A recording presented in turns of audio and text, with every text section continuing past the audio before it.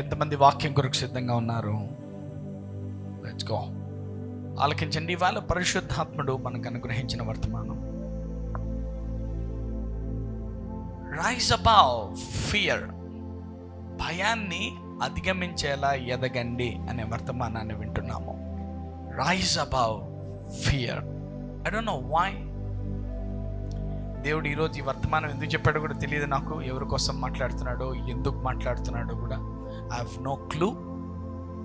But the spirit of God is speaking mysteriously. I know there is a plan behind it. దీని వెనక దేవునికి ఏదో ప్రణాళిక ఉందని నేను నమ్ముతున్నాను. ఆలకించండి. ఏ భయం లేని వాళ్ళు మీరు కూడా వినండి. భయం వేసినప్పుడు ఉపయోగపడుతుంది. ఇది గుర్తించుకోమని కోరుతున్నాను. నేను కొద్దిగా ఉపోద్ఘాతాన్ని మాట్లాడతాను, ఆలకించమని కోరుతున్నాను. అందరనండి ఫియర్ అనండి గట్టిగా. మళ్ళీ ఫియర్ అంటే ఏంటి? భయం. దీని గురించి మాట్లాడాలా. We should address this. భయం అంటే ఎవరో కాదు, దయ్యం, అపవాది, దురాత్మ. వాడే భయాలన్నీ పుట్టించేది. చూడండి, fear is not a feeling, it's a demon, it's a spirit. మనం భయం అనేది ఒక ఫీలింగ్ అనుకుంటాం. పిల్లలు మామూలేరా భయపడతారు. మనిషి అన్నాక భయాలు ఉంటాయి, వాడికి ఏదో భయాలు ఉంటాయి, ఏదో ఒక భయం ఉంటుంది కదా మనిషికి అని మనం దాన్ని జనరలైజ్ చేస్తాం. బట్ వాక్యం ఏమంటుంది? అందుకే మనుషులు ఏం మాట్లాడుకుంటారో దాన్నే ఓ ఫండమెంటల్ లాగా, అదే ఒక సూత్రం లాగా, జీవితం అంతా అదొక దేవుని మాటలాగా తీసుకోకూడదు. మనుషులు చాలా చెప్తారు, వాళ్ళకే అర్థం కాక, వాళ్ళ జీవితమే ఎలా బతకాలో తెలియక వాళ్ళే కింద మీద పడుతూ బతుకుతుంటారు. కొందరికి ధనవంతులు చెప్తే ఇంకేం చెప్పినా, ఆడు పాపం చేసినా రైటే. ఆడికి ఒక ధనం ఉన్నవాడు చెప్పాడు అనుకో, వాడి మాటకి ఎక్కడ లేని పవర్ వచ్చేస్తుంది. ధనవంతుడు చెప్పినంత మాత్రాన అది గొప్ప మాట అయిపోదు. బలవంతుడు చెప్పినంత మాత్రాన అది దేవునికి నచ్చే మాట అయిపోదు. ఒక మేధావి చెప్పినంత మాత్రాన అది దేవుని మనసును గెలిచే మాట కాకపోవచ్చును. అందుకే నీకు ఏదైనా నేను చేసేది కరెక్టా తప్ప అని వెతుక్కోవాల్సింది వాక్యంలోకి వచ్చి ఎత్తుక్కోవాల్సిందే. ఇది నిజమా, ఇది కరెక్టేనా, ఇది కాదా అని. మామూలుగా భయాన్ని మనం అందరం సర్వసాధారణం అనుకుంటాం. మనిషి కన్నాక భయాలు వస్తాయి, మామూలే భయం అంటే అంటాం. No, that's not the right thing. Fear is not a feeling. Fear is a demon. It's a devil. Directly devil. It's an attack from the devil. ఇది అపవాది చేసే దాడి. అందుకే కొందరు నిద్రలో ఉలిక్కిపడి లేస్తూ ఉంటారు. నాకు గుండె మీద ఏదో బరువుగా ఉందంటారు. ఇంకా కొన్ని వింటూ ఉంటాను నేను, అవి నాకు బాగా కొత్తగా ఆశ్చర్యంగా ఉంటాయి. మీకు కూడా కొత్తగా ఉంటాయి. చూడండి, గుండెల్లో రాళ్ళు వేసి కొట్టినట్లు ఉంటుందంట. గుండెలోకి రాళ్ళేసి డబ్బాలాగా ఊపినట్టు అనిపించుద్దంట. అంటే that's their expression of their feeling. వాళ్ళ భావము వ్యక్తపరిచే అదొక మాట అన్నమాట. హలో, చూడండి, మనం అనుకుంటాము కొంతమందికి ఏమి ఉండదు, ఏవో శబ్దాలు వినపడతా ఉంటాయి, వాళ్ళకి ఎక్కడెక్కడో భయపడతా ఉంటారు. చీకటి చూస్తే భయం, ఎవరైనా కొత్త వ్యక్తులను చూస్తే భయం.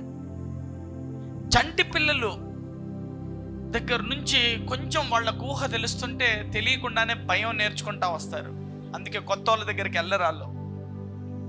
భయం అనేది తెలియకుండానే మన సొసైటీ, మనుషులు, జనాలు, పరిస్థితులు, మన మాటలు పిల్లలకి భయాన్ని నూరిపోస్తాయన్నమాట. నేర్పిస్తే కింద పడతావేమో.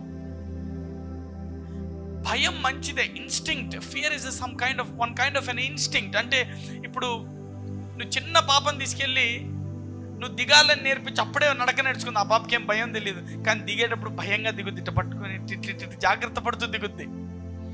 అందుకే fear of the lord is the foundation of the knowledge అని ఉంటుంది. దేవుని యందలి భయము జ్ఞానమునకది మూలమని. అంటే భయాలు రెండు రకాలు. నువ్వు ఏమన్నా అయిపోద్దేమో, నాకు కీడు జరుగుద్దేమో, నాకేమన్నా చెడు జరుగుద్దేమో అని నిరంతరం భయపడుతూ ఉన్నావా, అయితే అది దయ్యం నుంచే వచ్చింది. ఈ వివాహం కాదేమో, ఈ పిల్లలు పుట్టరేమో, నా బ్రతుకు బాగుపడదేమో, నాకు ఈ అప్పు తీరదేమో, ఈ కోర్టు కేసుని గెలవలేనేమో, ఈ జబ్బు తగ్గదేమో, నా పిల్లలు ఏమైపోతారో. నేను చాలాసార్లు చెప్పేవాడిని మా భార్యకి, ఏం భయపడమాకండి, ఇదిగో ఈ డబ్బులు ఇక్కడ ఉన్నాయి, ఇదిగో నా క్రెడిట్ కార్డుల పాస్వర్డ్లు ఇవి, ఈ పలానా పుస్తకాలు అన్నీ రాసి పెట్టాను, ఇదిగో ఇవి రాశాను, మనకైతే ఇవి ఉన్నాయి అని నేను మా భార్యని లేపు చెప్పేవాడిని.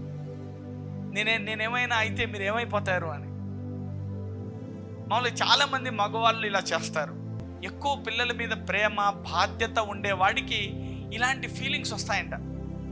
అంటే నేనేమన్నా అయితే ఏంటి వీళ్ళ పరిస్థితి అనే అందులోంచి, నిజానికి ఇది భయం అనుకుంటాం, నిజానికి ఇది బాధ్యత అనుకుంటాం, కానీ అది భయం. నిజానికి అది మంచి గుణం అనుకుంటాం, కానీ అది దయ్యం ఇచ్చే ఆలోచన. అది ఎవరికైనా అర్థమైందా? మీ భర్తలంతా కొంచెం బాధ్యత లేనోళ్ళు అయినా కూడా కొంచెం రైట్ మూడ్లోనే ఉన్నారు వాక్య ప్రకారం అయితే. చాలాసార్లు, 1-2 సార్లు కాదు, నేను కనీసం ఒక 20-30 సార్లు చెప్పుంటా మా భార్యకి. ఎందుకంటే అటాక్స్ ఆఫ్ ద డెవల్. దెయ్యం ఊరికే ఉండదుగా, ఏదో ఒక అటాక్ చేస్తూ ఉంటుంది, భయపెడతా ఉంటుంది. నీకేమన్నా అయితే, నువ్వేమన్నా అయిపోతే ఎవడు చూస్తాడు నేను. దేనిలోంచి వచ్చిందంటే అది భయంలోంచి. మనమేమనుకుంటాం, దాన్ని బాధ్యత అనుకుంటాం. మనమేమనుకుంటాం, అది చాలా జాగ్రత్తగా మంచి ప్రేమ గలవాడు అందుకే మాట్లాడాడు అనుకుంటాం. కాదు, దెయ్యపు ఆలోచన అది. It's a demon thought. Don't do that. అందుకే నేను ఎప్పుడు చెప్తాను, fear is not a feeling, it's a spirit attack. అది అపవాది అటాక్ చేయడమే. Fear exaggerate the real matter. అక్కడ ఉండే సత్యం కంటే ఎక్కువగా ఎగ్జాజరేట్ చూపిస్తుంది భయం. అంటే అక్కడ పురుగుంటే పెద్ద పాము అని చూపిస్తుంది, ఒక చీమ పోతుంటే చీమల పుట్టే పగిలినట్టు అనిపించింది, గుండె కొంచెం ఏదో భయానికి వేగంగా కొట్టుకుంటే గుండె ఊడిపోతుంది అనిపిస్తుంది. భయం, ఫియర్ మనకు తెలియకుండా మనల్ని తెలియని ఉచ్చుల్లో ఇరికిస్తుంది అది. అందుకే బైబిల్ మొత్తం చాలా చోట్ల భయాన్ని అడ్రస్ చేస్తాడు దేవుడు. అందుకే ఈ పాఠం నేర్చుకోకపోతే భయాన్ని ఎలా హ్యాండిల్ చేయాలో తెలియదు మనకు. ఇప్పుడు నీకే ఏదైనా ఒక చిన్న ఆపద వస్తే ఇంక భయపడిపోయి హడావిడైపోయి నువ్వేమైనా అయిపోతావు. అందుకే వాక్యం తెలిస్తే భయపడకుండా విశ్వాసంలో ధైర్యంగా ఎలా ఉండాలో దేవుడు నేర్పిస్తాడు. అందుకే నా కుమారుడా, నా యుద్ధకు రా, నా ఉపదేశమును విను, అవి నీ తలకు కట్టుకో, బాసికంలా కట్టుకో, నీ కంఠభూషణముగా ధరించుకో, నీ కళ్ళ ఎదురుని తొలగిపోనియద్దు. అవి నువ్వు భయపడకుండా ధైర్యంగా ఎలా ఉండాలో నీకు అవి నడిపిస్తాయి, నిన్ను నేర్పిస్తాయి అన్నమాట. వాక్యం అంటే పరిశుద్ధత, నీతి, మంచి మాటలు, గర్వం లేకుండా ఉండడం, పద్ధతిగా బతకడం, జాగ్రత్తగా బతకడం, పరలోకానికి పోవడం, దేవునికి నచ్చిన పనులు చేయడం. ఇవే కాదు, నువ్వు ఈ భూమి మీద ఆనందంగా, సంతోషంగా, రక్షణానందంతో, భయపడకుండా, సమృద్ధిలో, ఆరోగ్యంగా బతకడం కూడా ఈ వాక్యం బోధిస్తుంది అంతే సమానంగా. చెప్పండి గట్టిగా, పరిశుద్ధతను వాక్యం ఎంత బోధిస్తుందో నువ్వు ఆనందంలో, సమృద్ధిలో ఉండాలని కూడా అంతే బోధిస్తుందనండి. నువ్వు పరిశుద్ధంగా ఉండు, పరిశుద్ధంగా ఉండ. ఆ పరిశుద్ధత దేనికంట? ఈ భూమి మీద నువ్వు ఆనందంగా బతకడానికి.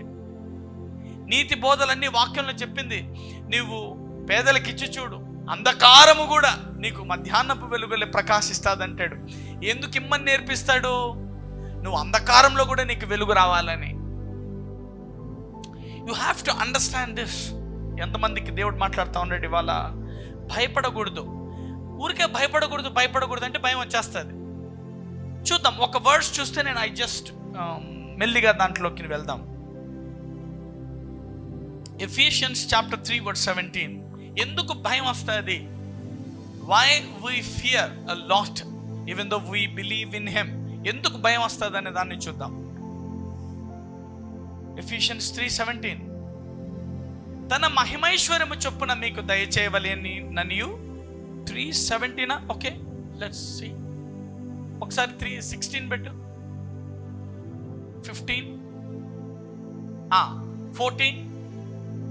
ఈ హేతువు చేత పరలోకమందును భూమి మీద ఉన్న ప్రతి కుటుంబము ఏ తండ్రిని బట్టి కుటుంబం అని పిలువబడుచున్నదో ఆ తండ్రి ఎదుట నేను మోకాళ్ళుని, మీరు అంతరంగ పురుషుని యందు శక్తి కలిగి ఆయన ఆత్మ వలన బలపరచబడినట్లుగా.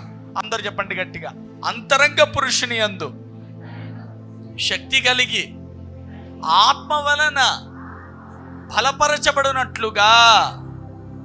అంతరంగ పురుషుడు అంటే స్పిరిట్ మ్యాన్. అందరు చెప్పండి, నేను మనిషిని. ఎవరికైనా డౌట్ ఉన్న వాళ్ళు చెప్పొద్దండి, గట్టిగా చెప్పండి, నేను మనిషిని, నాకు మనసుంది, నేను ఆత్మను, శరీరం అనే ఇంట్లో కాపురం చేస్తున్నాను. నేను ఎవరు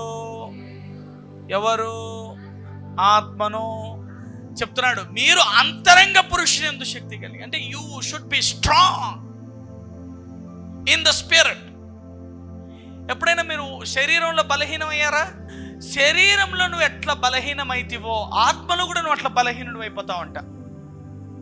అంటే నువ్వు ప్రార్థించుకోకుండా, వాక్యం వినకుండా, వాక్యం మీద నీ మనసు పెట్టకుండా, ఎప్పుడు వాళ్ళు చెప్పినవి, వీళ్ళు చెప్పినవి, మనుషులు మాట్లాడినవి, పరిస్థితులు చెప్పినవే వింటా ఉండవు అనుకో.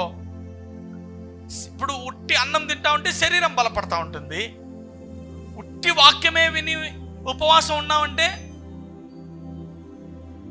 ఉట్టి వాక్యమే విని భోజనం మానేసి ఉపవాసం ఉన్నామంటే ఆత్మ బలపడతా ఉంటుంది. చెప్తున్నాడు, ఏమంటున్నాడంటే మీరు అంతరంగ పురుషుని యందు శక్తి కలిగి ఉండాలా అంటున్నాడు. అంటే ఎందుకని మన మీద భయం పై చేసుకుంటుందంటే, నువ్వు నీ ఆత్మను పోషించడం తగ్గించేసి ఉంటావు. అంటే వాక్యాన్ని వినడము, దేవుని మాటలు పట్టించుకోవడము, ఇదే కదా మనం బతికేది, దీని మీదనే కదా అనే ఈ మాటలు వినడము, వాక్యం మీద నీ జీవితాన్ని కట్టుకోవడము, ప్రార్థించడము తగ్గించినందువల్ల ఈ శరీర సంబంధమైనవే నీకు నిజంగా కనపడతా ఉంటాయి. ఆ డాక్టర్ చెప్పింది, ఆ మనుషులు చెప్పింది, ఆ పరిస్థితులు చెప్పింది, నీ శరీరం అనిపించేది, నీ ఊహించుకున్నది, నీ అనుభవాలు, నీకు గతంలో జరిగిన అనుభవాలు, ఇతరులకు జరిగిన అనుభవాలనే భయాలుగా తీసుకొని అవన్నీ భయపడుతూ ఉంటావు అన్నమాట. అందరు చెప్పండి, నీవు ఆత్మలో ఎదిగితే అంతరంగ పురుషుని యందు, అనగా నీ ఆత్మలో నువ్వు శక్తిని పొందితే శరీరంలో వచ్చే భయాలన్నీ అధిగమించగలుగుతావు. సింపుల్. కుక్కకి సింహానికి పోటీ పెడితే సింహం గెలుస్తుంది, అంతే కదా. ఎలకకు పిల్లికి పెడితే ఎవరు గెలుస్తారు? పిల్లే గెలుస్తుంది. మాటకు చెప్తున్నాను. అంటే నీ ఆత్మ సింహమైందనుకో, ఈ శరీరం అనే పిల్లిని చంపేస్తుంది. నీ శరీరమే సింహమైందనుకో, నీ ఆత్మ పిల్లిలా ఉంది, దాన్ని చంపేస్తుంది. సింపుల్. అందుకే నువ్వు ఎప్పుడు you should feed the spirit. ఎప్పుడు నీ ఆత్మను పోషిస్తూ అక్కడ నువ్వు శక్తి గల వ్యక్తిగా ఉండాలా. లేకపోతే నీకు తెలియదు, నీకు అర్థం కాదు. నేను ప్రేయర్ చేసుకోలేకపోతున్నాను అంటారు కొంతమంది. ఏం రీజన్ ఏం లేదు, ఆత్మ వీక్గా ఉంది. ఎందుకని? వాళ్ళ ఆత్మ వీక్గా. ఎంతమంది ఇళ్ళలో కరెంటు వీక్గా ఉన్నప్పుడు చూసారా, బల్బులు అలా వచ్చిపోతూ ఉంటాయి, ట్యూబ్ లైట్ కూడా మెలుగుతూ ఉంటుంది. ఎందుకంటే వీక్ కరెంట్ అంటాం మనం. అప్పుడు ఏం చెప్తోందంటే, you are weak in the spirit, you didn't feed the spirit man. నీ ఆత్మ పురుషుణ్ణి నువ్వు పోషించలేదు. వాడు ఎలా ఉన్నాడంట? బలహీనంగా ఉండి తొప్పుకుపోతున్నావు. వాడిని ఎట్లా ఒకట్లా ప్రార్థన చేయి, గంటన్నర అయిపోని. అదే నువ్వు స్పిరిట్ మ్యాన్ వీక్గా ఉన్నాడు అనుకో, శరీరాన్ని ఊరికనే ఓవర్టేక్ చేసి, శరీరమా కాసేపు శరీరం ఏం ఆపదు నిన్ను. శరీరం నీకు అడ్డు రాదు. నీ శరీరం ప్రార్థించడానికి ఆపుతుందా? అయితే సింపుల్ లాజిక్, ఆత్మ పురుషుడు చాలా బలహీనంగా ఉన్నాడని అర్థం. అందుకే మొదటి అరగంట బలహీనంగా పోద్ది నీ ప్రార్థన. నువ్వు అయినా లాగాల, గుంజాల. ఇంకో అరగంట అలాగే లాగి చూడు, లాగు. ఒక పాయింట్ వస్తుంది, ఆత్మ పురుషుడు భోంచేస్తున్నాడు. ఒక్కసారి ఒక అరగంట, గంట ఈ వాక్యం విని విని విని ఈ ప్రార్థన చేసి తిని ఆత్మ బలంగా మారిపోయి, ఇక ఆ తర్వాత ఈ శరీరం ఏం చెప్పినా దాన్ని తొక్కి పడేసి మరి ప్రార్థించగలుగుతుంది. హల్లెలూయా. అందుకే when you begin your prayer you feel weak. ఇప్పుడు వాక్యం చెప్పేటప్పుడు కూడా మొదటి 10-15 నిమిషాలు ఎందుకు నెమ్మదిగా చెప్తా తెలుసా? I'm just feeding my spirit. మెల్లిగా నా ఆత్మ పురుషుడు తీసుకుంటా ఉంటాడు భోజనం తీసుకొని, ఇంకా బలం వచ్చిన తర్వాత ఇక నా కంట్రోల్లో నేను ఉండను. హల్లెలూయా. అంతే సింపుల్. మీ ప్రార్థన చేయడం కూడా అంతే. భయం ఎక్కడి నుంచి వస్తుందంటే నీ ఆత్మ పురుషుడు బలహీనంగా ఉండడం చేత భయం మనల్ని అధిగమిస్తూ ఉంటుంది. గుర్తుపెట్టుకోండి, ఎవరైతే ఆత్మను పోషిస్తారో భయం చాలా తక్కువగా ఉంటుంది. భయం it's a evil voice, it's a devil's sermon all the time. He preaches the sermons, the fear sermons. గుర్తించమని కోరుతున్నాను. Let's go. Proverbs 29:25. సామెతలు 29:25. Proverbs 29:25.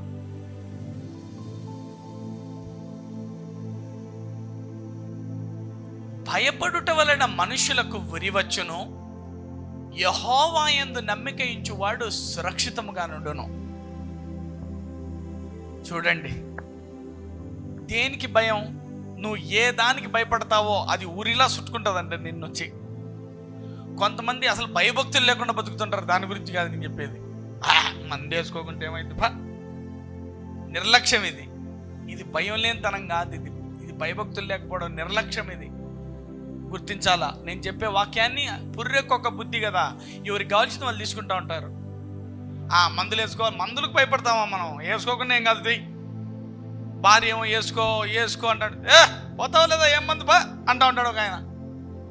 ఇప్పుడు అది భయం లేనితనం కాదు, అది జ్ఞానం లేనితనం. అది భయపడే దానికి భయపడాలా, దేనికి భయపడకూడదో దానికి భయపడకూడదు. జాగ్రత్తగా ఉండాలా, తెలివిగా జ్ఞానంతో మెసులుకోవాలా భూమి మీద. భయపడుట వలన మనుషులకు ఉరివచ్చును, యెహోవా యందు నమ్మిక ఉంచువాడు సురక్షితముగా నుండును. ఎంతమందికి నా మాట్లాడుతూపోతున్నాయి? అందరు చెప్పండి. ఊరికే భయపడతా ఉంటే ఏమొస్తుందంట? ఉరి వస్తుందంట. జోబ్ అంటాడు, నేను ఏమైతే భయపడితినో అదే నా మీదకి వచ్చేసింది అంటాడు.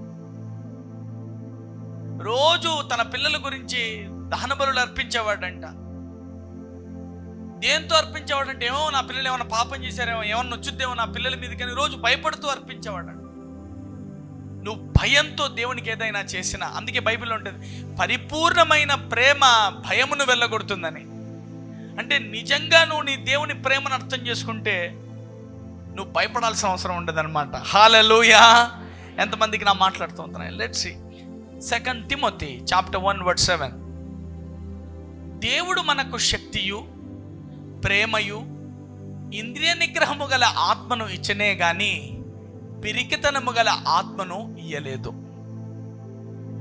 అంటే పిరికిగా భయపడతా అన్నింటికి, ఏమవుతుందో, రేపేమవుతుందో, ఎల్లుండేమవుతుందో. అందరు చెప్పండి, రేపు ఏమవుతుంది అనండి. ఎంతమందికి తెలుసు రేపు ఏమవుతుందో? తెలీదా? నాకు తెలుసు. నేనేమవుతానంటే నిశ్చయముగా ఆశీర్వదించబడతాను, నిశ్చయముగా విస్తరిస్తాను. ఎందుకంటే నా దేవుడు తన మీద ఒట్టేసుకొని నాకు చెప్పాడు.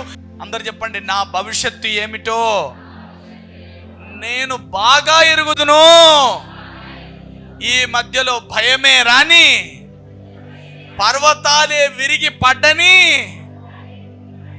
ఆ పర్వతాలు సముద్రపు నురుగుకు కొట్టుకొని పోని, ఆయన కృప నన్ను విడిచిపోదో. ఎంతమంది దరిద్రంలోకి వెళ్ళిపోతాం అనుకుంటారు? ఏమో పోవచ్చేమో దరిద్రంలోకి. ఎంతమంది? నో, సింహపు పిల్లలు లేమి గలవై ఆకలి కొంటాయేమో కానీ యెహోవాను ఆశ్రయించు నాకు ఏ మేలు కొదువై ఉండదు. హల్లెలూయా. నేను ముందే సస్తానేమో, ఎవరికన్నా భయమా? వాక్యం అనింది, క్రీస్తు యేసునందు జీవమిచ్చు ఆత్మ యొక్క నియమము పాప మరణముల నియమము నుండి నన్ను విడిపించను. హల్లెలూయా. It is finished. వాడొస్తున్నాడు శత్రువు, వీడు వస్తున్నాడు, వీడేమంటాడో వాడేమంటాడో రాని.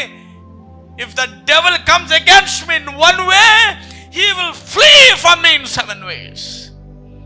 అపవాది ఒక మార్గము గుండా వస్తే వాడు ఎన్ని మార్గంలో పోతాడంట? 7 మార్గముల్లో పారిపోతాడు. నా కుడి పక్కన 1000 మంది, ఎడం పక్కన 10,000 మంది కూలినను అపాయము goodness and mercy all the days of my life it will follow me. ఎంతమందికి తెలుసు భవిష్యత్తు? అందరండి పక్క వాళ్ళతో, నీ జీవితానికి నువ్వే ప్రవక్తవనండి. నీకు మించిన ప్రవక్త నీ జీవితానికి ఎవడు ఉండడు, అది గుర్తించాలి నువ్వు. అది no profit is bigger than you for your life. You are the biggest profit to your life. నీకు మించిన ప్రవక్త నీ జీవితానికి ఎవడు ఉండడు భూమి మీద. మోషేనే వచ్చి నీ పక్కన నిల్చున్నా నీ జీవితానికి నువ్వే గొప్ప ప్రవక్తవి. Take the word and prophesy on yourself. దేవుడు తన మీద తాను ఒట్టేసుకొని చెప్పాడా లేదా? నిశ్చయముగా నీవు ఆశీర్వదించబడతావు, నిశ్చయముగా నీవు విస్తరించబడతావు. ఎవరితో చెప్తాడు ఈ మాట? అబ్రహాంతో చెప్తాడు. మళ్ళా రోమాలు ఏమని ఉంటుంది? విశ్వాసము ద్వారా మీరందరూ అబ్రహాము సంతానమే. ఈ వాక్యం అబ్రహామునకే కాకుండా విశ్వసించిన వారందరికీ కలుగునట్లు, మనందరికీ కలుగునట్లు క్రీస్తు మన కోసము శాపమై మనల్ని అబ్రహాము వారసులుగా చేశాడని ఉంటుంది. కొట్టండమ్మా గట్టిగా. You are the seed of Abraham. You know your future. చెప్పండి గట్టిగా. ఇప్పుడు జబ్బు వస్తే ఐ నో మై ఫ్యూచర్ అనాలి. నొప్పి వస్తే I know my future. If anything will happen I know my future. ఉద్యోగం పోతే ఐ నో మై ఫ్యూచర్. లాసులు వస్తే ఐ నో మై ఫ్యూచర్. ఎత్తిపోతే ఐ నో మై ఫ్యూచర్. అందరూ విరోధులు అవుతే I know my future. You should deal the fear like this. ఎవడైతే రేపు ఏమవుతాదో తెలియనోడల్లా భయంలో చిక్కుకుంటాడు. ఐసీయూలో ఉంటే గంటలో పోతావని చెప్తే నేను చావను, సజీవుడనై యెహోవా క్రియలు వివరిస్తాను. That's the word I took. నేను నిన్ను విడువను, ఎడబాయను అని ఆయనే మనతో చెప్పాను కదా.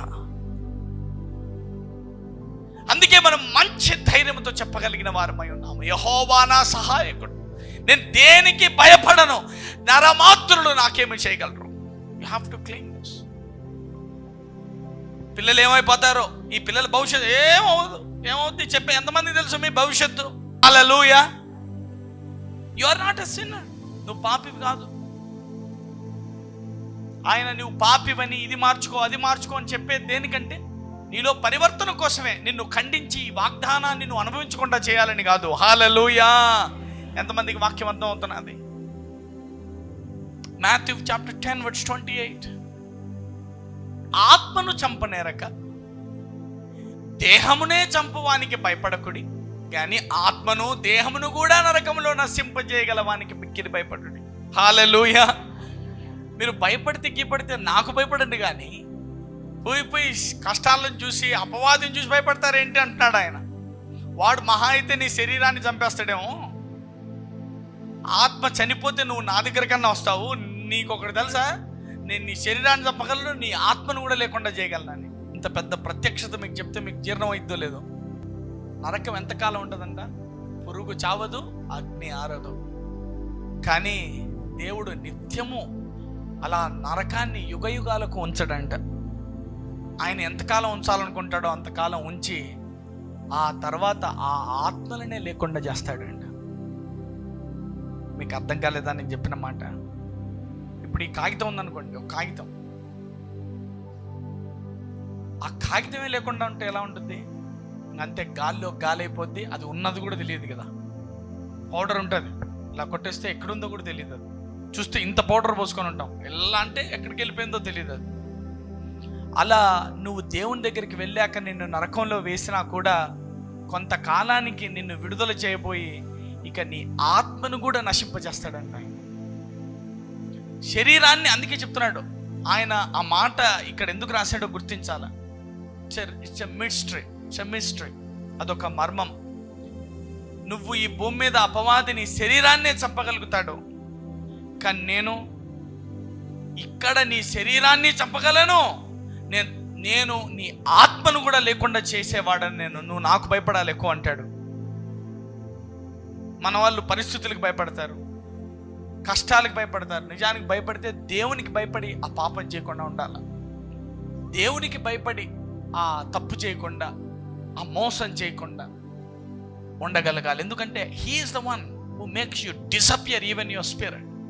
రోమన్స్ 8:15 ఏలయనగా మరలా భయపడుటకు మీరు దాస్యపు ఆత్మను పొందలేదు కానీ దత్తపుత్రాత్మను పొందితిరి. హల్లెలూయా. చెప్తున్నాడు, పరిశుద్ధాత్ముడే నీ లోపలికి వచ్చాడు, నువ్వు మళ్ళా భయపడతావేంటి? ముందులాగా పరిశుద్ధాత్ముడే నీ లోపల ఉన్నాడు, నువ్వు భయపడడానికే వీల్లేదంటుంది వాక్యం. ఐజాయా చాప్టర్ 51:12 నేనే మిమ్మల్ని ఓదార్చుదును, చనిపోవు నరునికి, తృణమాత్రుడగు నరునికి ఎందుకు భయపడదువు? అరే వానికి వీనికి భయపడతావేంటి? మనుషులకు భయపడతావేంటి? అత్తకు భయపడతావేంటి? కోడలికి భయపడతావేంటి? మొగునికి భయపడతావేంటి? పిల్లలకి భయపడతావేంటి? చెప్తున్నాడు చూడు, తృణమాత్రుడగు నరునికి. నీకు ఆ అత్తే దెయ్యంలా కనపడతా ఉంటుంది, అమ్మా వస్తుందని గుండెలు స్పీడ్గా కొట్టుకుంటా ఉంటాయి నీకు. అమ్మ మళ్ళీ ఆడేయగల నాయన ఈమెతో అని. నువ్వు ఈ వాక్యం తెలిస్తే రేపటి నుంచి అత్తకు భయపడటం మానేతావు. వచ్చినా సింహం కూర్చో అంటావు అంతే. చూడు ఏమంటున్నాడు, చనిపోవు నరునికి, తృణమాత్రుడగు నరునికి ఎందుకు భయపడతావు? నువ్వు గుర్తుపెట్టుకో, జీవితం అంతా భయపెట్టినాడు ఒకడు సడన్గా కనబడకుండా పోతాడు నీకు. అప్పుడు ఏమనుకుంటావు? పాయ కదరా అనుకుంటావు. అందుకే నువ్వు గుర్తుపెట్టు, ఎవరికి భయపడద్దు నువ్వు దేవునికి తప్ప. అట్లని నేను ఎవరికి భయపడను అని కోవికి తిరగమాక. అందరి ఎడల ప్రేమగా, వినయంగా, దయగా, వాళ్ళు తిట్టే ఓర్చుకొని క్షమిస్తూ ఓర్పుగా ఉండాల్సిందే. హల్లెలూయా. చూడండి, చనిపోవు నరునికి, తృణమాత్రుడగు నరునికి ఎందుకు భయపడతావు? ఏదో చేసేస్తాడు, నాకేమో అయిపోతుంది, వాడు నిమ్మకాయలు చేసా, అది చేశాడు, చేయని, నో ప్రాబ్లం. వాడు ఏదేదో చేస్తాడు, వాడు ఏమో వాళ్ళు నా గురించి మాట్లాడుతున్నారు, నా గురించి అనుకోనిలేరా? వానికి ఎందుకు? తృణమాత్రుడగు నరునికి ఎందుకు భయపడతావు? కమాన్. 13 బాధ పెట్టువాడు నాశనము చేయుటకు సిద్ధపడినప్పుడు వాని క్రోధమును బట్టి నిత్యము భయపడుచు ఆకాశములను వ్యాపింపజేసి భూమి పునాదులను వేసిన యెహోవాను, నీ సృష్టికర్త అయిన యెహోవాను మరుషుదువా? వాడు బాధ పెడతా ఉన్నాడని, నాశనం చేయడానికి రెడీగా ఉన్నాడని, వాని కోపాన్ని చూసి వానికి భయపడతా ఉండవా? అట్లా కాదు నాయన, ఇంత ఆకాశాలు సృష్టించి భూమికి పునాదులు వేసి నిన్ను సృష్టించిన సృష్టికర్తను నువ్వు మర్చిపోతావరా? వాళ్ళకి భయపడతావు. ఎట్లా కట్టాలన్నా, ఎట్లా తీర్చాలన్నా అని భయపడతావా? మరి ఆయన చూసి ఎవడు భయపడాలా? మరి అంటే దేవుణ్ణి వదిలేసావా? ఈ దేవునికి భయపడవా? ఎంతసేపు ఉన్నా ఈ భయాలేనా? అంటే ఈ దేవుని వైపు చూడవా? బాధ పెట్టువాని క్రోధము ఏమాయను, కుంగబడిన వాడు త్వరగా. హల్లెలూయా. అందరు చెప్పండి, బాధ పెట్టువాడు ఏమాయను. దేవుడు ఏమంటాడంట? కృంగబడిన వాడు త్వరగా విడుదల నొందును, అతడు గోతిలోనికి పోడు, చనిపోడు, అతనికి ఆహారము తప్పదు. కొట్టండి గట్టిగా. That's the word of the lord. అందరు చెప్పండి, కృంగబడిన వాడా నీవు త్వరగా విడుదల నొందుతావు. Check this promise. ఇది వాగ్దానంగా తీసుకోండి మీకోసమే. కృంగబడిన వాడా నువ్వు త్వరగా విడుదల నొందుతావు. గోతులోనికి పోవు అంటే నిన్ను పాతిపెట్టరు, నువ్వు చచ్చిపోవు, నీకు ఆహారం తప్పదు, నువ్వు రోజు తినాల్సిందే, బతికే ఉంటావు. హల్లెలూయా. అందరు చెప్పండి గట్టిగా, మనుషులకి ఎందుకు భయపడతావు? వాడేం చేస్తాడో, నా ఆస్తి అంతా కొట్టేసి ఎత్తుకపోయారు. వాడేంది ఎత్తుకపోతాడు? వాడి దగ్గర ఉండేదే పావులా. నువ్వు మళ్ళా పావులాలోనే గోకుతున్నావాయే. డోంట్ వరీ, యెహోవా ఆశీర్వాదము నీతిమంతుని ఇల్లు గొప్ప ధననిధి. హల్లెలూయా. క్రీస్తు యేసు ఐశ్వర్యము చొప్పున మన ప్రతి అవసరాలు తీర్చబడతాయంట. ఊరికి పలికేశారు. ఒకసారి ధ్యానించండి. క్రీస్తు యేసు ఐశ్వర్యము చొప్పున అంటే సీఎంకు తన హోదా చొప్పున పిల్లోనికి కొంటాడుగా. మనలాగా 500 రూపాయలు అంగి కొంటాడా? మినిమం 10,000 ఉంటుంది డ్రెస్సు. మన దేవుడు మన అవసరాలు ఎలా తీరుస్తాడంట? తన ఐశ్వర్యము చొప్పున. హల్లెలూయా. అందుకే వాక్యం కాకుండా నువ్వు దేన్ని తెచ్చి ముందు పెట్టుకున్నా అన్నీ అడ్డమే కనపడతాయి మనకి. మన సామర్థ్యం లేనట్టు, మనకు బలం లేనట్టు, ఇంకా భయం తప్ప మనం ఏమి చేయలేనట్టు. డాక్టర్ గారు చెప్తారు, అది పోయింది, ఇది పోయింది, ఇది అయిపోయింది, అది అయిపోయింది, అది అయిపోయింది, పోతావని. ఇప్పుడు నువ్వు చెప్పాలా బైబిల్లో వాక్యం తీసుకొని, సరే నువ్వు చేసేది నువ్వు చేయి, నాకు తెలుసులే నేనేమవుతాను అనాలా. హల్లెలూయా, హల్లెలూయా. ఒక గంటలో పోతామని పడుకోబెడితే ఏమనొచ్చు, నేను ఇప్పట్లో పోనే అంటా ఉండాలా. నేను పోను సార్, నువ్వు చేయి, నువ్వు చేసేది నువ్వు చేయి, నేను పోనులే, నాకు తెలుసు. ఎందుకంటే నేను నిశ్చయముగా ఆశీర్వదించబడాలా, నిశ్చయముగా నేను విస్తరించి తీరాలా. అది వాగ్దానం, అది శాసనం. అది హిజ్కియాకి ఏమంటాడు, అయిపోయింది దా వచ్చే అంటాడు, ఇంకా నీ పని అయిపోయింది అంటాడు. సార్ అట్లంటే ఎట్లా సార్? గోడ వైపు తిరుగుతాడు, ప్రార్థన చేస్తాడు, ఇన్స్టెంట్గా క్షణంలో 15 సంవత్సరాల ఆయుష్ను తెచ్చుకుంటాడు. నువ్వు ఆయన యొద్దకు తిరిగి ఆయనకు భయపడి ఈటికి కాకుండా ఆయన వైపు చూసావా, దేవుడు నీ ఆయుష్ను పెంచేస్తాడు అంతే. హల్లెలూయా. ఎవరికైనా నా మాటలు అర్థమైనాయా? కారణం ఏం తెలుసా? దేవుడు ఒకరిని నిలబెట్టాలని అనుకుంటే ఆ 20 గుండె ఆగదు, అది ఆ 20లో కొట్టుకుంటా ఉంటుంది. ఇంకా ఏమే ఆగవే అంటే, నేను ఆగితే ఆయన నన్ను చంపేస్తాడంటా ఉంటుంది. ఎందుకంటే దానికి తెలుసు, ఆయన మహా అయితే ఈ అపవాది నా శరీరాన్ని చంపుతాడు, ఈయనతో పెట్టుకుంటే ఆత్మనే లేకుండా చేయగలడని. హల్లెలూయా.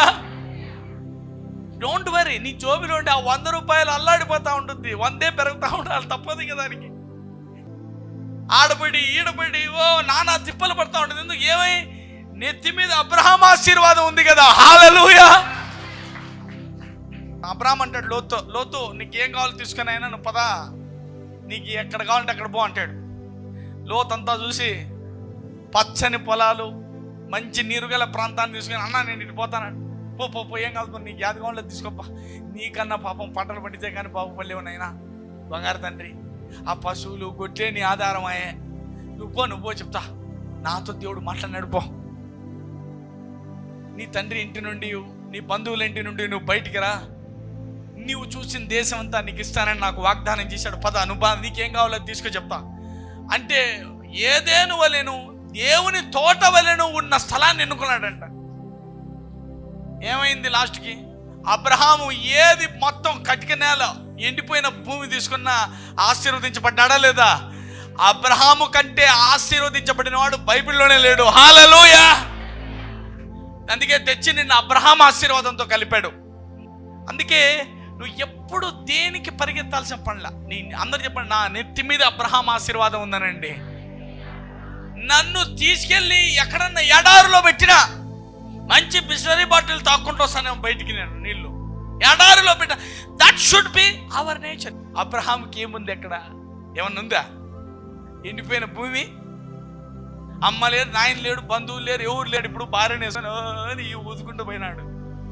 అబ్రహాం పిలిచాను, రకరా అబ్రహామా, ఏనైనా కొడుకు లేడు కదా తండ్రి నాకు, రే లేకుంటే ఏమో లేరా, నీకు ఎవరు ఉండరు చెప్తా, రే కరా చూడు, నువ్వు ఎంత చూస్తావు నాయనా, నీ కళ్ళు చూపారు చూడు, ఎంత చూస్తావు, అదంతా నీకు ఇచ్చేస్తానైనా అన్నాడంట. ఇస్సాకు కరువు కాలమందు, ఏది కట్టిక పేదరికం, వర్షం లేదు, తేమ లేదు, ఏమి లేదు, నేలంతా ఎండిపోయింది. కరువు కాలమందు పంట వేసి 100 ఫలం పొందాడంట. హల్లెలూయా. కరువు కాలమందు ఇస్సాకు పంట వేసి 100 ఫలం పొందాడంటే దానికి డిస్క్రిప్షన్ ఏమని రాశాడంటే, నీరు మొక్కకి ఎట్లా వచ్చి తడిపిందంట తెలుసా? నీళ్లు పైకి ఎగదన్ని వేరును తడిపిందంట. Hallelujah. That's the complete miracle. అదే నెత్తి మీద అబ్రహాం ఆశీర్వాదం అంటే. ఎడారిలో ఉంటావా, నిన్ను తీసుకెళ్ళి ఏడలు వేసినా సరే నువ్వు ఇలా బయటకు వచ్చేస్తావు అంతే. జోసెఫ్ ఎలా వస్తాడు? తీసుకెళ్లి జైలు వేశారు, గోతులు వేశారు, ఆడేశారు, ఇడిచి ప్రధానమంత్రి అయిపోయాడు. దావీదు పాపం చేశాడు, అది చేశాడు, ఇది చేశాడు, అది చేశాడు, ఇది చేశాడు అన్నారు. శత్రువులు, సౌలు, వారు ఈడు తరివేశాడు, కింగ్ అయిపోయాడు అంతే. రాని ఏమొస్తాయో అన్నీ వచ్చినా నీ దేవుడు నిన్ను నిలబెట్టి తిడతాడు. ఎందుకు? అందరూ చెప్పండి, ఏం చేస్తాం? నెత్తి మీద అబ్రహాం ఆశీర్వాదం అనండి, చూపించండి ఇలాగా. ఏం చేస్తామన్నా? అబ్రహాం ఆశీర్వాదం కథ అది. మనం ఏం చేస్తాం? కొంతమంది శని పట్టుకున్నట్టు పట్టుకుందన్నా, మాకు ఈ బాధ. మనకు ఆశీర్వాదం శని పట్టుకున్నట్లు పట్టుకుంటుందంట. హల్లెలూయా. ఇవి ఎంకరేజ్మెంటా? ఇవే నిజాలా? I'm a seed of Abraham. All things work together for my good because I am the lover of the Lord. తన్ను ప్రేమించువానికి సమస్తము సమకూడి మేలుకై జరుగుతాయంట. చూద్దాం ఇప్పుడు ఎలా భయం మన గమ్యాన్ని నాశనం చేస్తుంది, మన దర్శనాన్ని మలుపు తిప్పేస్తుందో చూద్దాం. Numbers chapter 13:27. ఇశ్రాయేలీయులు ఐగుప్తులో నుంచి బయటకు వస్తారు, అరణ్యం గుండా ప్రయాణం అవుతూ ఉంటారు. ఎంతమందికి తెలిసింది? పాలు తేనెలు ప్రవహించు దేశానికి నేను మిమ్మల్ని తీసుకొని పోతాను నాయనా అని దేవుడు చెప్పుంటాడు. అయితే మోషే ఒక 10 మందిని స్పైస్ని పెట్టుకొని, స్పైస్ అంటే వేగుల వారు అంటే చూసి వచ్చేవాళ్ళు అన్నమాట. ఒక 10 మంది పోయి చూసిరండి ఎట్లట్లా ఉంది మనం పోయే ఆ కనాను దేశము, పాలు తేనెలు నిజంగానే ఉన్నాయా, ఎలాగుందో ఒకసారి చూసిరండి అని ఒక 10 మందిని ఎన్నుకుంటాడు మోషే. చూద్దాం, లెట్స్ సీ. Numbers chapter 13:1. యెహోవా మోషేకు ఇలాగు సెలవిచ్చెను. 2వ వచనం. నేను ఇశ్రాయేలుకు ఇచ్చుచున్న కనాను దేశమును సంచరించి చూచుటకు నీవు మనుషులను పంపుము. వారి పితరుల గోత్రములలో ఒక్కొక్క దాని నుండి ఒక్కొక్క మనిషిని మీరు పంపవలెను. వారిలో ప్రతివాడు ప్రధానుడై ఉండవలెను. మోషే యెహోవా మాట విని పారాను అరణ్యము నుండి వారిని పంపెను. వారందరూ ఇశ్రాయేలీలో ముఖ్యులు. పారాన్ అనే అరణ్యంలో ఉన్నారంటే ఇప్పుడు కానాను దేశం ఎలా ఉంది, పాలు తేనెలు ప్రవహించు దేశానికని ఒక 10 మందిని పంపించాడంట, చూసిరండి అని. 10 మంది పంపిస్తే వాళ్ళల్లో జాషువా కాలేబులు కూడా ఒకరన్నమాట. ఆ 12 మందిలో పంపిస్తారు. 10 మంది పోయి చూస్తారు, ఏమవుతుందో చూద్దాం. మళ్ళీ వీళ్ళిద్దరిని పంపుతాడు, ముందు వీళ్ళు 10 మందిని పంపుతాడు. 13:27, 13:27. వారు అతనికి తెలియపరిచినదేమనగా, ఈ 10 మంది పోయి చూసి వచ్చినారనమాట. చూసి ఏం చెప్తున్నారంట మోషేకి, చూడండి, ఆలకించాలి ఇవాళ. This is the eye opener. వారు అతనికి తెలియపరిచినదేమనగా, నీవు మమ్మును పంపిన దేశమునకు వెళ్ళితిమి, అది పాలు తేనెలు ప్రవహించు దేశమే, దాని పండ్లు ఇవి. 10 మంది పోయి చూసినారంట. అవును నిజమే మోషే గారు, మీరు చెప్పింది ఇది పాలు తేనెలు ప్రవహించు దేశమే, మేము పోయి వచ్చినాము, ఇదిగో అక్కడ పండ్లు కూడా ఇవి, ఇదిగో తింజుడు కావాలంటే. 28. అయితే ఆ దేశంలో నివసించు జనులు బలవంతులు. వీళ్ళు ఏమని చెప్తున్నారంటే, ఆ దేశంలో ఉండే జనాలు చాలా బలంగా ఉన్నారు, వారు పట్టణములు ప్రాకారములు గలవి, వారు ఊర్లు ఎలా ఉన్నాయంటే పెద్ద పెద్ద గోడలు కట్టి ఉన్నారు, ఎవరు ఎక్కపోలేరు దాంట్లోకి, అవి మిక్కిలి గొప్పవి. మరియు అక్కడ అనాకీయులను చూచితిమే. అందరు చెప్పండి, అనాకీయులను చూచితిమే అనండి. అంటే అక్కడ పెద్ద బలవంతులైన శత్రువులను చూసాం మేము. అనాకీయులు వాళ్ళు జాయింట్స్ అనమాట. 29. అమాలేకీయులు దక్షిణ దేశంలో నివసించుచున్నారు, హిత్తీయులు, యెబూసీయులు, అమోరీయులు కొండ దేశంలో నివసించుచున్నారు, కానానీయులు సముద్రమునొద్దను యోర్దాను నది ప్రాంతములలోనూ నివసించుచున్నారని చెప్పిరి. మొత్తం శత్రువుల లిస్ట్ అంతా ఎత్తుకొని వాళ్ళు ఆడబతుకుతున్నారు, వాళ్ళు ఈడున్నారు, వీళ్ళు ఈడున్నారు, మొత్తం ఆ దేశం అంతా మన శత్రువులందరూ రెడీగా ఉన్నారు అక్కడ అని చెప్పుకుంటున్నారు ఈ 10 మంది. 30. కాలేబు మోషే ఎదుట జనులను నిమ్మలపరిచి, మనము నిశ్చయముగా వెళ్ళుదాము, దానిని స్వాధీనపరుచుకుందాము, దాని జయించుటకు మన శక్తి చాలుననెను. కాలేబు ఒక్కడు పోయి వచ్చిన వాడు, అంతమందిలో 10 మందిలో ఒక కాలేబు ఏమంటున్నాడంట, జనాలను నిమ్మలపరిచి నిశ్చయముగా మనం పోతాము, దాన్ని స్వాధీనపరుచుకుంటాము, దాన్ని జయిస్తాము, మనకు శక్తి సరిపోతుంది అంటున్నాడంటే ఒకడు. మిగతా 9 మంది ఏమంటున్నారంట, మనం పోలేము, అక్కడ అనాకీయులు ఉన్నారు, మనం దాన్ని జయించలేము, అది చాలా గొప్పది, అది చాలా పెద్దది అని చెప్తున్నాడంట. 31 చూద్దాం. అయితే అతనితో కూడా పోయిన ఆ మనుషులు, ఆ జనులు మనకంటే బలవంతులు, మనము వారి మీదికి పోలేము. 32. మరియు వారు తాము సంచరించి చూచిన దేశమును గూర్చి ఇశ్రాయేలుతో చెడ్డ సమాచారము చెప్పి, మేము సంచరించి చూచిన దేశము తన నివాసులను భక్షించు దేశం, మేము పోయి చూసొచ్చిన ఆ దేశం ఎట్లంటే ఆ ఊర్లో జనాల్ని కూడా తినేటట్లున్నారు వాళ్ళు. దానిలో మాకు కనబడిన జనులందరూ ఉన్నత దేహులు, ఆ దేశంలో మామూలు కాదు, ఇంకింత లావులో మనుషులు ఉన్నారు అక్కడ అని చెప్పి 33. అక్కడ నెఫీలీల సంబంధులైన అనాకు వంశపు నెఫీలీలను చూచితిమి, మా దృష్టికి మేము మిడతల వలె ఉంటిమి, వారి దృష్టికి అట్లే ఉంటిమనేది. అందరు చెప్పండి, భయము ఎప్పుడు నిన్ను నీకు బలహీనుడిగా చూపిస్తుంది. చూడు, కాలేబు ఏమన్నాడు, మనం పోతాము, మనకు బలం సరిపోతుంది, మనం చేయించగలము అంటున్నాడు.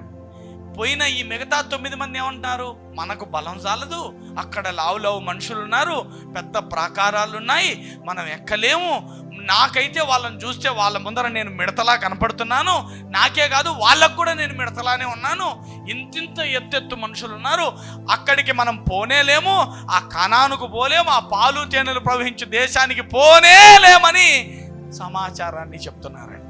ఇప్పుడు కూడా మీరు ఆలోచించుకోండి, ఏమంటున్నారు, ఈ పరిస్థితి మారదు. దేవుడు ఏం చెప్పాడు, నిశ్చయముగా నేను నిన్ను, చెప్పండి గట్టిగా, నిశ్చయముగా నన్ను ఆశీర్వదిస్తానని, నన్ను విస్తరింపజేస్తానని అబ్రహాము సంతానమైన నా మీద నా దేవుడు పలికాడు. నువ్వు ఊరికినే చచ్చిపోతావా? కాదు, నిండు వృద్ధాప్యమందు నువ్వు నీ పితరుల యొద్దకు చేరతావనింది నీ వాగ్దానము. హల్లెలూయా. ఈ వాగ్దానం ఒకవైపు, దేవుడి మాట ఒకవైపు. దేవుడు ఏమని చెప్పి వాళ్ళని తోలుకొని వచ్చాడు ఐగుప్తు నుంచి? పాలు తేనెలు ప్రవహించు దేశమైన కానానుకు నేను మిమ్మల్ని నడిపిస్తాను, మిమ్మల్ని తోడుకొని వెళ్తాను, ఇదిగో మోషే మీ నాయకుడు మిమ్మల్ని నడిపిస్తాడని తీసుకొని వచ్చి పోతా ఉన్నాడు. మోషే దేవుడు చెప్తా ఉన్నాడు అనమాట, వాళ్ళని పంపించకని ఎలా ఉందో చూసిరామని చెప్పని. వీళ్ళు పోయి చూసొచ్చి ఏం చెప్తున్నారు, అబ్బాబ్బాబ్బాబ్బా దేవుడు ఏం వాగ్దానం చేశాడో ఏమో, మనం అక్కడికి పోనేలేము, అక్కడ లావు మనుషులు ఉన్నారు, పెద్ద పెద్ద ప్రాకారాలు ఉన్నాయి, అనాకి వంశస్థులు ఉన్నారు, గొప్ప గొప్ప వాళ్ళు ఉన్నారు, మనల్ని చంపేస్తారు, పిసికేస్తారు, మనం చూస్తే మిడతల్లాగా ఉన్నాం, వాళ్ళు చూస్తే ఆజాను బాహులు, పెద్ద ఉన్నత దేహులు, మన వల్ల కానే కాదు, అసలు ఇది లేనే లేదు, అసలు మనం పోవడం అనేది జరగదు, అసలు మనం పోయినా బతకము అని 9 మంది చెప్తున్నారు. ఒక ఆయన వచ్చి చెప్తున్నాడంట, ఏం కాదు, మనం పోతాము, దాన్ని మనం స్వాధీనపరుచుకుంటాము అని. ఇప్పుడు నువ్వు చెప్పు, నువ్వు ఎవరిలా చెప్తున్నావు సమాచారం? అబ్బా ఈ అప్పు తీరదు, నాతో కానే కాదన్నా, నాకు అందుకే చచ్చిపోవాలనిపిస్తుంది, ఇంకా నేను బతకలేను, నేను ఈ బాధలు ఈ కష్టాలకన్నీ నేను బతకలేను, ఓయమ్మ నాకు వచ్చేసింది పెద్ద జబ్బు, డాక్టర్ గారు చెప్పేశారు నేను చచ్చిపోతానంట, నిశ్చయముగా నేను నిన్ను ఆశీర్వదిస్తాను, విస్తరింపజేస్తానని చెప్పాడే, మరి అది ఎప్పుడు నెరవేరుతుంది? నెరవేరదు. అట్లయితే మాట చెప్పినోడు మర్చిపోతాడా? నువ్వు దాన్ని మర్చిపోతే తప్ప అది నీ జీవితంలో నెరవేరకుండా ఉండడం అనేది అసంభవము. నువ్వు వదిలిపెడితే తప్ప ఆ ఆశీర్వాదము నీ మీద పనిచేయడం అనేది ఆగదు. హల్లెలూయా. ఎంతమందికి నా మాట్లాడుతూ ఉంటున్నాయి చూద్దాం. 14వ అధ్యాయం 6వ వచనం.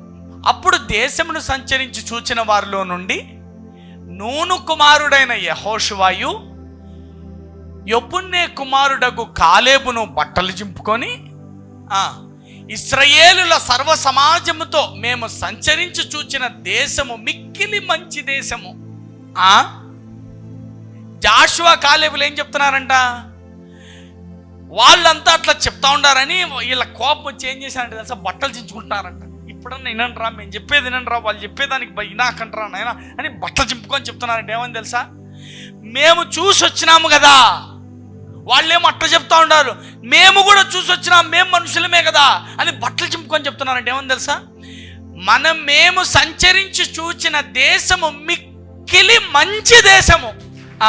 8వ వచనం. యెహోవా మన యందు ఆనందించిన ఎడల ఆ దేశంలో మనల్ని చేర్చి దానిని మనకిచ్చును. మన దేవుడు వాగ్దానం చేశాడు, ఖచ్చితంగా అది మనకిస్తాడని చెప్తున్నాడు. అది పాలు తేనెలు ప్రవహించు దేశమే. 9.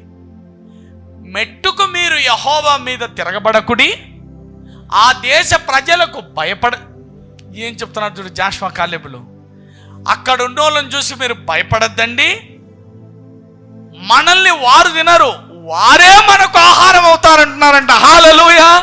అందరు చెప్పండి పక్క వాళ్ళని చూసి, నీకు భయం వస్తే జబ్బు నిన్ను తింటుంది అనిపిస్తుంది,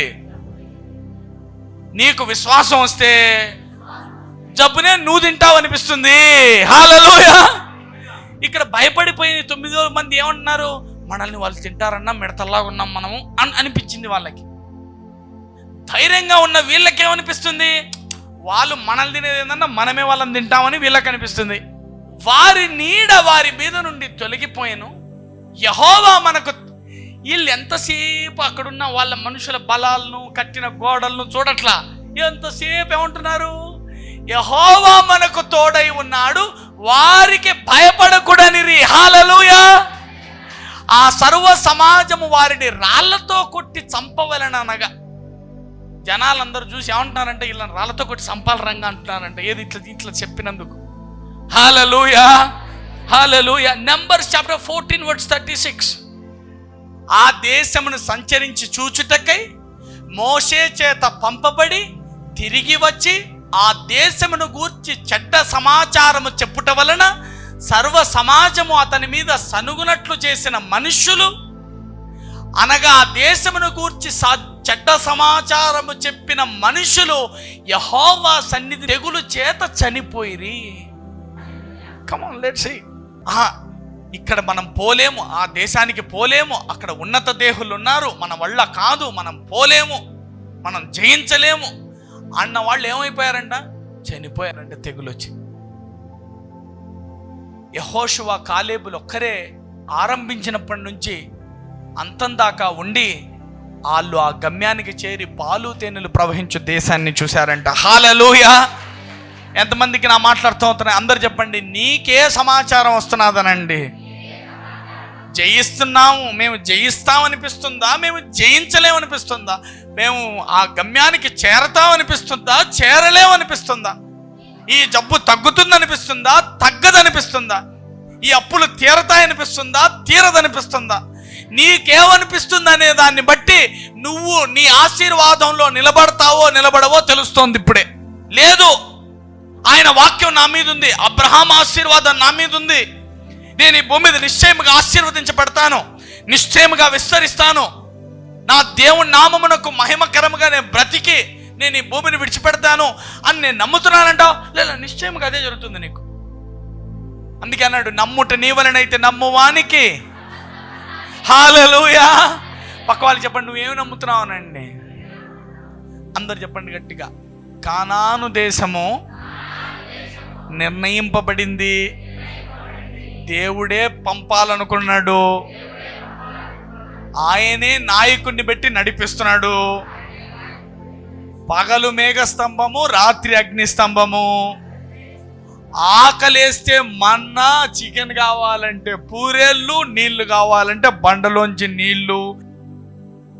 పోలేమన్నా, ఇంతలా ఉన్నారు అంత. మరి ఐగుప్తిలో 400 ఏళ్ళు బానిసత్వంలో ఉన్నావు కదా, అక్కడి నుంచి విడిపించింది ఎవర్రా నిన్ను? నీ బలమా, నీ సామర్థ్యమా? నాకు ఈ గుండె పని చేయలేదు, నేను పోతాను. అంత తలకాయ చెప్తాండవే, ఇప్పటిదాకా గుండె పని చేసింది ఎట్లా? దేవుడే కదా. ఇక నుంచి అది నీ 70లో కొట్టినా పని చేయించింది ఆయనే, ఇప్పుడు 20లో కొట్టినా పని చేయించేది ఆయనే. గుండె నమ్ముతావెందుకు? ఆయన నమ్మొచ్చుగా. హల్లెలూయా, హల్లెలూయా. అందరు చెప్పండి, ఐగుప్తు నుంచి విడిపించిన వాడా, నన్ను కానానుకు చేర్చలేవా? నువ్వు ఈ మాట, ఈ డైలాగ్ వేసింటే మొత్తం పోయేవాళ్ళంట కానానికి. అలా చెప్పనందుకు, అలా చేయనందుకే అందరు నెలరాలిపోయారంట. డు నాట్ ఫియర్, భయపడద్దు. నిశ్చయముగా నువ్వు నీ గమ్యానికి చేరుతావు, నిశ్చయముగా నీ పిల్లల వివాహాన్ని చేస్తావు, నిశ్చయముగా ఉద్యోగం వస్తుంది, నిశ్చయముగా అప్పులన్నీ కనుమరుగైపోతాయి, నిశ్చయముగా నీ పూర్ణ ఆరోగ్యం సెట్ అయిపోతుంది, దీర్ఘకాలం నువ్వు జీవిస్తావు, నిశ్చయముగా గమ్యానికి చేరుతావు, ఆ పరిశుద్ధంగా నువ్వు ఉండగలవు, ఆ మొగుడు మారుతాడు, ఆ ఎత్త మారుతుంది. ఇది నా మాట. ఎవరైనా సరే ఎక్కువ బాధించారా, నీ విరోధులకు ఆయన విరోధి అవుతాడంట. చూసుకో మరి.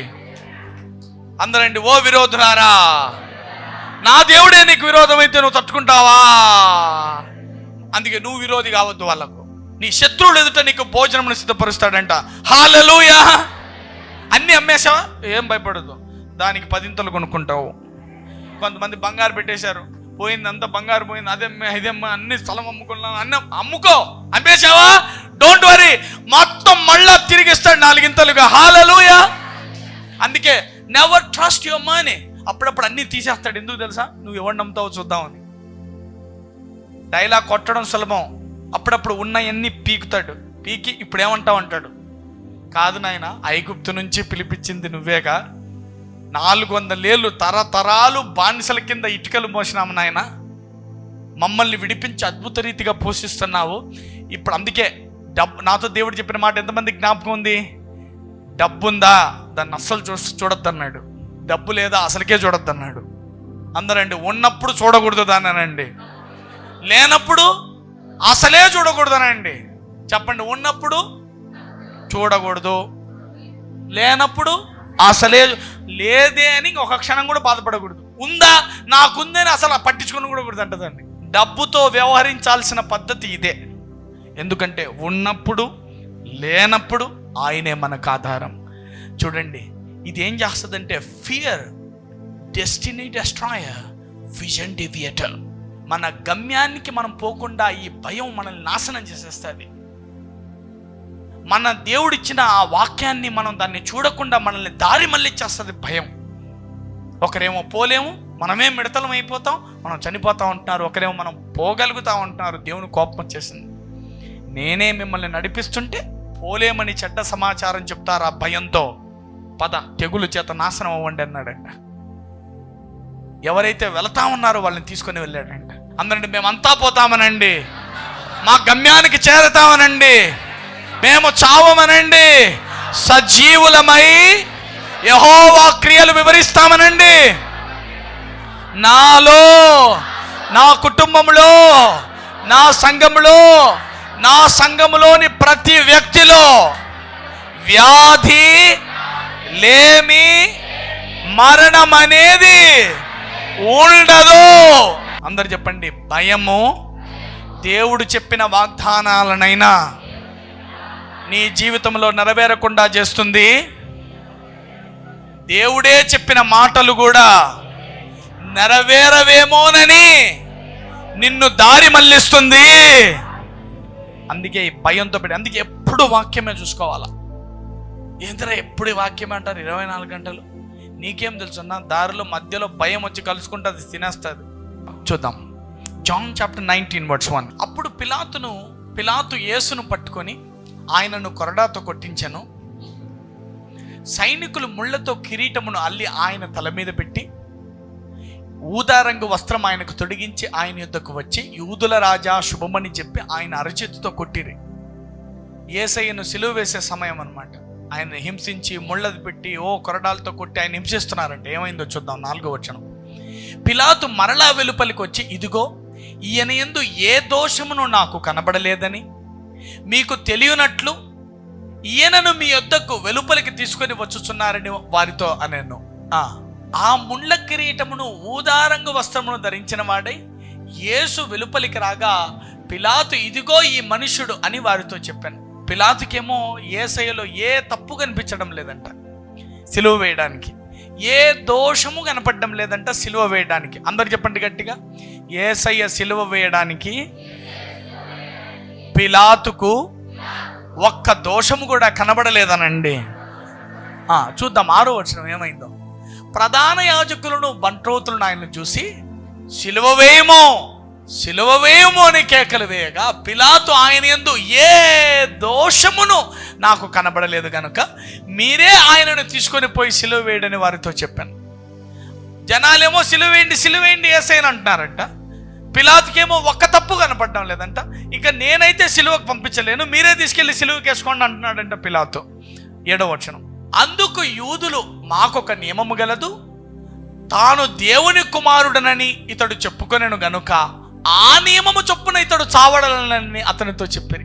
నేను దేవుని కుమారుడని యేసయ్య చెప్తున్నాడు కదా, దానికి చచ్చిపోవాల్సిన దానికి అన్ని నియమాలు ఒప్పుకుంటాయి, అట్లా చెప్పినందుకు చంపాలా అని జనాలు కేకలేస్తున్నారంట. 8వ వచనం. పిలాతు ఆ మాట విని మరి ఎక్కువగా భయపడి తిరిగి అధికార మందిరంలోకి ప్రవేశించి యేసయ్యను సిలువకు అప్పగించాడంట. అందరు చెప్పండి గట్టిగా, పిలాతు ఆ మాట విని మరి ఎక్కువగా భయపడి. గట్టిగా చెప్పండి, మరి ఎక్కువగా భయపడి. చెప్పండి గట్టిగా, మరి ఎక్కువగా భయపడి. భయం ఎలాంటిదో చెప్తున్నా, నీకు దేవుడు ఎవరో అర్థం కాదు, దెయ్యం ఎవరో అర్థం కాదు. లాస్ట్కి యేసయ్యను భయము సిలువకేసింది. చూడండి, సిలువకు పంపించింది పిలాతు భయపడి. నువ్వు తీసుకునే తప్పుడు నిర్ణయాలు ఎందులోంచి తీసుకుంటావంట? భయంతో.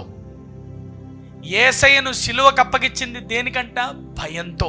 అమ్మా, ఈ జనాలు నన్ను ఏం చేసేస్తారో, ఆయన్ని సిలువకు అప్పగించకపోతే నన్ను దింపేస్తారేమో, నా అధికారం పోతుందేమో, నేనేమైపోతాను, నన్నేం చేస్తారో అని భయపడిపోయి భయానికి సిలువకు అప్పగించేశాడంట.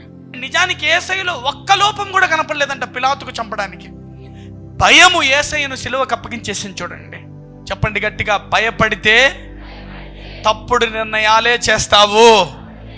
భయపడితే నీతిమంతుణ్ణి కూడా అప్పగించేస్తావు. యేసయ్యను సిలువకేసేసాడంట భయానికి.